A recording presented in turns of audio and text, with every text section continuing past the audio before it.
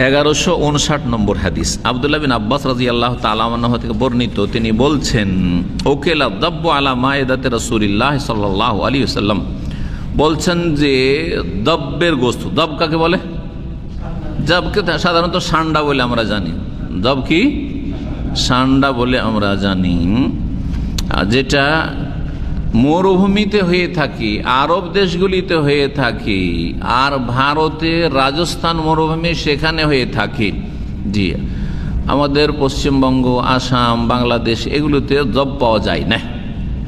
এই হাদিস অনেকে বুঝেনি, তাদের জেহালতের কারণে, তাদের মূর্খামির কারণে গুই সাপকে দব বলেছে তারা, আর গুই সাপকে দব বলে দিয়ে গুই সাপ খেয়ে ফেলেছে।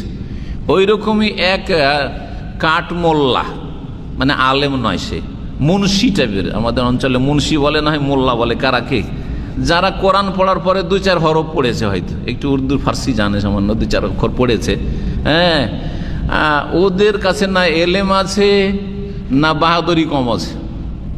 এলেমও নেই, আবার খুব বাহাদুরিও বেশি দেখায়। কথা বোঝা গেছে না? যার ফলে এরা এই পাপগুলিতে লিপ্ত হয়ে যায়। তো একজন এইরকমই মোল্লাজি আছে, আল্লাহ হেদায়েত করে ওকে, ওই ব্যক্তি অনেক গুইসাপ খেয়েছে।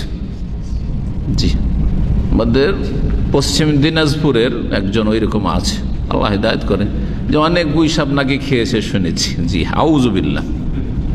অথচ গুই সাপে, হ্যাঁ, আর এই দব্বে, সান্ডাতে অনেক পার্থক্য রয়েছে, অনেক পার্থক্য রয়েছে।